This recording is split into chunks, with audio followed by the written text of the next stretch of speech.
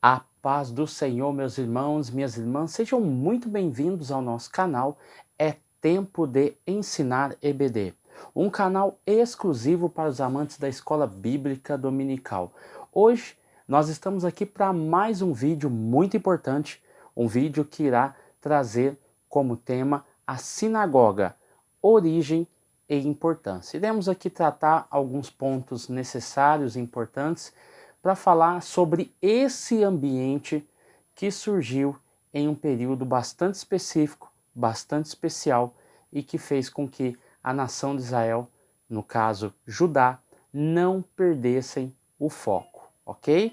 Então, é mais uma reflexão da nossa semana para que você possa agregar as lições que você já está estudando conosco, tá bom? Então, é um tema aí correlacionado no na nossa playlist reflexão, ok? Então vamos lá, sinagoga, origem e importância. Antes de nós começarmos aqui, quero pedir já a sua ajuda no like. Dê o seu like, deixe o seu like, se inscreva no nosso canal. Se você gosta do nosso conteúdo, se inscreva no nosso canal, compartilhe os nossos vídeos e também iria pedir a vocês, nós estamos aqui com um projeto da compra do microfone. Você que quer ajudar o nosso canal, que gosta do nosso canal, gosta do nosso conteúdo e quer fazer alguma coisa por ele, a hora é essa. Então, eu peço a você a ajuda de qualquer valor para que nós possamos adquirir esse microfone que dará um suporte muito grande ao nosso canal. Tenho recebido várias doações dos nossos irmãos por todo o Brasil e isso tem nos ajudado bastante. Daqui uns dias teremos novidades aí no canal. Então, se você ainda quer nos ajudar, pode aí fazer a sua doação. O Pix está aqui na descrição do vídeo, tá bom? Se você sentir, tá bom? Deus abençoe. Vamos lá. A sinagoga, origem e importância. Vamos lá. Primeiro, a sinagoga é um ambiente. Esse ambiente é o lugar de assembleia, ou lugar da assembleia. É um ambiente ao qual as pessoas se reúnem. Nós vamos ver que dentro da tradição judaica afirma que ela é tão antiga quanto a época de Esdras. Então, na verdade, essa tradição judaica afirma que também poderia ser instituída por Moisés. Então nós temos dois períodos importantes. Uma tradição diz que é na época de Moisés, os seus resquícios, o seu início, a sua forma, e outros dizem que realmente aconteceu no período da época de Esdras, tá bom? Na verdade, quando nós olhamos para isso, quase não existe referência a seu respeito. No Talmud, por exemplo, nós temos referências à sinagoga e também aonde nós temos mais menções mesmo é o Novo Testamento.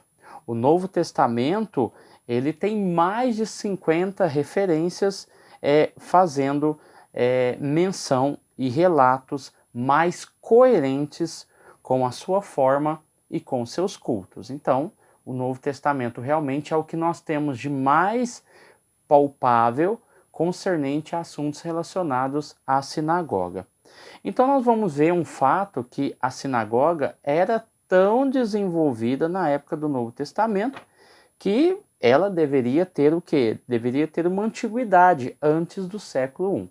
Ou seja, se chega à conclusão da evolução que se tinha no período do Novo Testamento, que nós possamos ter a certeza de que essa sinagoga era tão antiga quanto no século I, ou seja, já vinha tendo um desenvolvimento antes do período da época de Jesus. Então, as duas sinagogas mais importantes que se tem e que há registro dentro da tradição judaica na Babilônia eram a Nahardea, que era uma sinagoga muito conhecida que está especificado na tradição judaica, e a outra é a Uzal. Essas duas são duas sinagogas muito importantes que são citadas nas tradições. Segundo também a tradição, a primeira delas, que é a Nahardea, ela foi fundada pelo rei Joaquim, tá bom? Então, a maturidade e o seu desenvolvimento poderia ter ocorrido em 444 a.C. a 168 antes de Cristo, ok? Então nós temos aqui algumas menções, algumas colocações, algumas tradições que dizem e falam sobre ela e tentam localizá-la no seu período de origem, ok? Isso trabalhando com os textos da tradição. Vamos lá. Alguns entendem que o Salmo 74, versículo 8, é a única referência a uma sinagoga pré-cristã, ok? Dois ambientes prováveis seriam fontes do seu surgimento. Primeiro, o mais aceitável seria o exílio babilônico, tá? Ezequiel capítulo 14, versículo 1, e também o capítulo 20, versículo 1. Ou no tempo de Esdras. Então essas duas afirmações, elas se alternam de comentarista para comentarista. Uns afirmam que ela surgiu no período babilônico. Eu lembro muito bem que na faculdade de teologia, na UMESP, eles afirmavam que essa sinagoga surgiu no período de Ezequiel, na casa de Ezequiel. Foi o início dessas reuniões. E da casa de Ezequiel, ela se expandiu para outros ambientes. Então, se tem como inferência que seja o exílio babilônico o seu local de nascença, tá? As funções dentro da sinagoga. Então, eu tenho aí o templo não, eu tenho a sinagoga, eu tenho um ambiente de culto, o ambiente celebrativo, o encontro, né, das duas realidades físicas e espirituais, porque agora o templo não existe mais. Nós estamos estudando isso na revista. O templo, na sua última invasão, ele foi destruído, não somente o templo, mas também a cidade e os seus muros, né? Então vamos lá. Então eu precisava de ter manutenções. Quem é que mantinha tudo isso? Vamos entender um pouco mais sobre essa questão. Sobre a função. Qual que é a função dessa sinagoga? Em primeiro lugar, a sinagoga é um lugar de ensino e reafirmação da lei. E eu faço um paralelo também concernente à igreja. A igreja é um local de ensino e uma reafirmação da nossa fé. Então, eu aprendi muito bem que o culto é o encontro celebrativo entre Deus e o homem, e a reafirmação da nossa fé diante de Deus. Então, aqui, no caso da sinagoga, a sinagoga era um local de ensino e uma reafirmação da lei, ok? Então, esses dois pontos eles são cruciais para se entender o que é que se tinha, qual era o objetivo que queria alcançar com a sinagoga. No século II, século II depois de Cristo, ela passou a ser dominada pelos fariseus, isso é um ponto. Na prática, a relação entre culto e ensino havia desaparecido, devido à distância de muitos judeus ao centro de Jerusalém. Por isso, foi adaptada às necessidades comuns do povo. Assim como hoje a igreja se adapta mediante a época, o momento, seja um momento político, seja um momento social, seja uma mudança drástica nos conceitos e nos padrões que vão deixando de existir para se criar outros, ela vai criando o seu significado, a sua importância, seja para grupos, igrejas que tentaram alcançar, igreja de terceira onda, as pessoas mais ricas, as igrejas de primeira onda, que estavam espalhadas pela periferia, né, pelas cidades mais longínquas, longe dos grandes centros. Então é para você começar a entender o que seria essa adaptação às necessidades. Então a sinagoga ela teve também esse papel de se adaptar às necessidades comuns do povo local. Entre os judeus dispersos, serviria também como centro cívico, ou seja, proporcionando principalmente as escolas para os judeus, né? Quem já estudou um pouquinho de sinagoga sabe que, paralelo a ela, existia as escolas aonde eles ensinavam as crianças, né? As crianças passavam um período com os pais, depois desse período determinado, eles iam para a sinagoga, ok? Requisitos: qualquer comunidade de judeus com idade superior a 12 anos deveria manter uma sinagoga. Isso era fato. Alguns falam de 10 famílias, outros falam que seria 10 ou mais homens que estivessem presente no culto, para que houvesse ali a necessidade e a importância dessa sinagoga. Não eram todos os lugares que tinham sinagoga, eram sinagogas ambientes simples, não eram ambientes luxuosos. Eu vou citar aqui no final uma sinagoga que foi encontrada que é a mais luxuosa, mas na sua grande maioria eram sinagogas bem simples, né, para aquele povo ali, bem simples, um povo que estava debaixo de um mando, né, do Império Romano. Então eles tinham liberdade, mas o seu ambiente social não era o mais desejável, ok? Então vamos lá. O edifício. O edifício ele deveria ser construído, seria uma intenção, no lugar mais alto, ou seja, nenhuma casa poderia ser mais alto do que essa sinagoga que estava sendo construída. As exigências eram de que o móvel onde guardava as escrituras, que era chamado de arca, tivesse a frente voltada para Jerusalém, independente do local ao qual a sinagoga estava. Então essa arca, esse ambiente ao qual se guardava as escrituras, deveria estar voltada a sua face para Jerusalém. Assim também eram as orações para quem estava fora do ambiente das terras de Israel, ou seja, quem estava longe deveria voltar a sua oração. Isso aconteceu com Daniel, né? É um exemplo muito claro, de que ele orava com a janela aberta da banda para Jerusalém. Então isso eles faziam porque estavam em terra estrangeira. O culto era realizado aos sábados, às segundas e também às quintas-feiras. Nos grandes centros, né, isso depois da sua evolução, nos grandes centros seriam 3 vezes ao dia, para atender às necessidades da comunidade. Lembra? As necessidades da comunidade. Pede um culto, pede 2, pede 3, enfim, são as necessidades do dia a dia. O principal culto realmente era o sábado, né? O sábado pela manhã.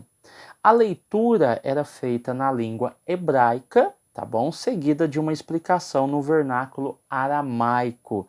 Lembrando que estava sendo feito nos moldes de Esdras. Lembrando também que a língua oficial desse Novo Testamento, né, dessa sinagoga que está crescendo em um ambiente após o século I, é um ambiente que tem aí como língua oficial o grego. Então eles faziam negócio, conversavam nas ruas em grego. Dentro da sinagoga falavam e liam o texto em hebraico e tinha as suas explicações em aramaico nos moldes de Esdras, tá bom? Então no Novo Testamento, sendo laica, qualquer judeu poderia falar e fazer a leitura da Torá ou dos profetas. Jesus vai aproveitar essa oportunidade, vantagem, e ele pregou na sinagoga de Nazaré. Isso nós vamos ver em Lucas capítulo 4, versículo 16 até o versículo 27, ok? O culto começava com um convite à oração por meio de uma proclamação. Qual seria essa proclamação? Bendito seja o Senhor, que deve ser bendito para sempre. Essa era a proclamação após a oração e seguida por uma confissão de fé. Então depois vinha a oração propriamente dita. Faziam a leitura do trecho escolhido da lei, acompanhada de uma leitura profética. Uma homilia acontecia e ao término uma bênção era dada por um sacerdote, caso estivesse. Tá bom? Então são pontos bem interessantes para nós ver. Não é que o cristianismo copiou os moldes da sinagoga, mas você vê que existem características que estão em acordo ou são semelhantes ao que se fazia na sinagoga. Por exemplo, a leitura, a homilia, enfim, alguns itens bem importantes. O púlpito, né, o local aonde se lia. Ou seja, eu tenho resquícios de um ambiente da sinagoga transferido para o Novo Testamento dentro das igrejas, tá? Vamos lá, então eu tenho também oficiais. Quem são esses oficiais? Eu tenho o corpo de anciões. Esse corpo de anciões, eles controlavam a sinagoga, que era presidida por um principal da sinagoga. Você pode ver como exemplo Marcos capítulo 5, 22. E o principal da sinagoga convidava membros para fazer as orações e ler as escrituras. Então nós temos aí os anciões que cuidavam, que tinham todo aí o cuidado com a sinagoga, e nós temos também o principal da sinagoga. Nós temos também o único oficial pago. Quem que é esse? O ministro ou assistente. Lucas capítulo 4, versículo de número 20. Ele supervisionava o templo, seus móveis e a atenção nos pergaminhos. Tocava a trombeta no telhado da sinagoga, anunciando o início e o fim do sábado. Nós vamos ver também que ele era mestre dos jovens na escola e também tinha a tarefa de infligir qualquer punição imposta pelos anciões. Esse era o trabalho do ministro ou assistente. Lucas capítulo 4, versículo de número 20. Nós também temos os recebedores, que era outro funcionário responsável pelo recebimento e distribuição de ofertas e donativos. Nós também temos o recitador das orações. Ele trabalhava como secretário da congregação e assumia a supervisão de todas as transações no mundo exterior. Nós tínhamos algumas mobílias importantes ali dentro da sinagoga, inclusive não havia o enfoque sacramental. Essas sinagogas eram muito simples, tá? E nós vamos ver alguns elementos, como as fileiras de cada lado da parede. Nós vamos ver o cofre portátil, que é a arca que ficava em outro aposento. Nós vamos ver também que no centro desse aposento existia uma plataforma elevada sobre a qual estava a mesa da leitura. Os anciões ocupavam os primeiros lugares abaixo do cofre, ao lado do leitor, ou seja, nós tínhamos anciões que queriam e estavam sentados nas primeiras cadeiras. E a cadeira de Moisés, citada em Mateus 23, 2, era uma cadeira de pedra e ficava ao lado da arca da Torá. Então nós vamos ver esses elementos aparecendo dentro desse contexto. A importância delas. A importância da sinagoga é que elas determinavam a vida religiosa do povo. Depois do ano 70, que é a destruição e a invasão do Império Romano na capital, em Jerusalém, foram elas que mantiveram o judaísmo vivo. Jesus ensinou nas sinagogas, isso é fato. Paulo encontrou audiência pronta para as suas pregações, por estarem espalhadas por todo o mundo romano, ou seja, foi um ambiente propício para a propagação do evangelho. Por fim, a ordem do culto e o tipo de culto na sinagoga influenciou a adoração comunitária no cristianismo. As ruínas dessas sinagogas, elas foram encontradas em mais de 50 lugares na Israel e Jordânia. Também nós vamos ver que no período do Império Bizantino, judeus que tiveram a permissão de ficarem na Galileia, hoje é o ambiente ao qual se mais encontrou sinagogas nessa região. Então, e também nós temos aí a menção arqueológica de uma sinagoga encontrada em Massada, que foi destruída em 73 d.C., a mais antiga encontrada.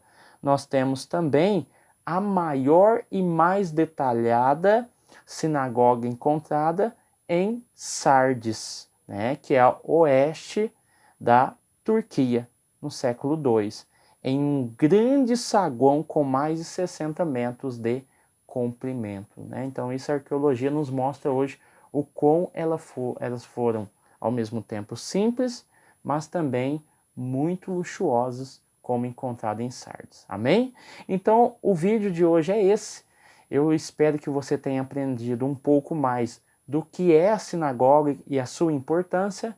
E ficamos aí até o próximo vídeo. Essa semana ainda tem o vídeo da aula, então ó, espere aí, pode ter certeza que sempre teremos vídeos e conteúdos bons, tá bom? Deus abençoe você, Deus abençoe sua casa e sua família e fique conosco até o próximo vídeo. Deus abençoe em nome de Jesus.